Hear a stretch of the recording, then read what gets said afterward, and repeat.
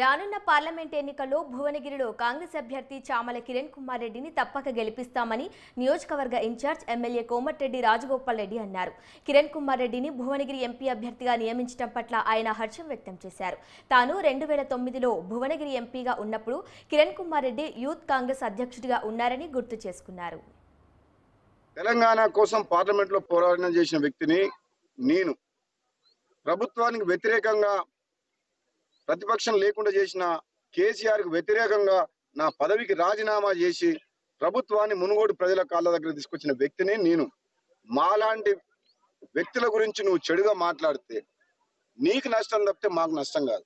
మీరు అర్థం చేసుకొని మీరు నోరు అదుపులో పెట్టుకొని మీరు రాజ్యాంగబద్ధంగా ప్రజాస్వామ్యబద్ధంగా మీరు ప్రచారం చేసుకొని గెలవండి. కానీ మన ఒక వీడియో చూసినప్పుడు నాకు అనిపించింది ఈ మాట చెప్పాలని చెప్పి ఈ మీడియా ద్వారా బూర నరసయ్య గౌడ్ గారు చెప్తున్నా. మేము పేద ప్రజల పక్షాన పోరాటం చేస్తున్నాం. పేద ప్రజల ఆశీర్వాదంతో మా కాంగ్రెస్ పార్టీ అధికారంలోకి వచ్చింది. అదే పేద ప్రజలు మమ్మల్ని ఆశీర్వదించి పార్లమెంట్ సభ్యుడిగా మమ్మల్ని గెలిపిస్తే తప్పకుండా ఇచ్చిన హామీలను నిలబెట్టుకోవడమే కాక ఆగమైన తెలంగాణని అప్పుల పాలైన తెలంగాణని గాడిలో పెట్టే బాధ్యత ఈ కాంగ్రెస్ పార్టీ ప్రభుత్వం మీద మాలాంటి వ్యక్తుల మీద ఉన్నది. కాబట్టి తప్పకుండా భువనగిరి ప్రజలందరూ కూడా మీరు ఆలోచన చేయండి.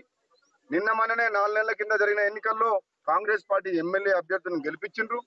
మీరు కూడా ఈసారి కూడా తప్పకుండా మా పార్టీ అభ్యర్థి చామల కిరణ్ కుమార్ రెడ్డిని గెలిపియాలని చెప్పేసి మీ అందరిని కూడా నేను కోరుకుంటున్నా. మీ ఆశీర్వాదంతో మెజార్టీ పార్లమెంట్ సీట్లు గెలిచినట్టయితే తెలంగాణ హక్కుల కోసం కేంద్రంలో ఏ పార్టీ అధికారంలో ఉన్నా మన తెలంగాణ నుంచి గెలిచిన కాంగ్రెస్ పార్టీ ఎంపీలు ప్రజల పక్షాన తెలంగాణ రాష్ట్ర అభివృద్ధి కోసం అన్యాయం జరిగినప్పుడు ప్రజల గొంతు వినిపించే అవకాశం పార్లమెంట్ లో కల్పించాలని చెప్పి తెలంగాణ ప్రజలందరూ కూడా నేను కోరుతున్నా.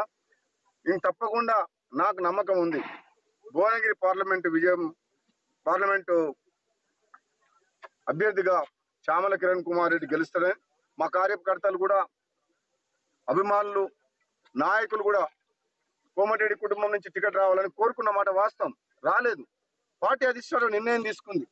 కాబట్టి ఎవరికి టికెట్ ఇచ్చినా సరే మనం అందరం కూడా మన అభిప్రాయ భేదాలు పక్కన పెట్టి మన పార్టీ అభ్యర్థి గెలుపు కోసం కృషి చేయాలని చెప్పి తెలియజేసుకుంటున్నాను. తెలంగాణ కోసం పార్లమెంట్ లో పోరాటం చేసిన వ్యక్తిని నేను.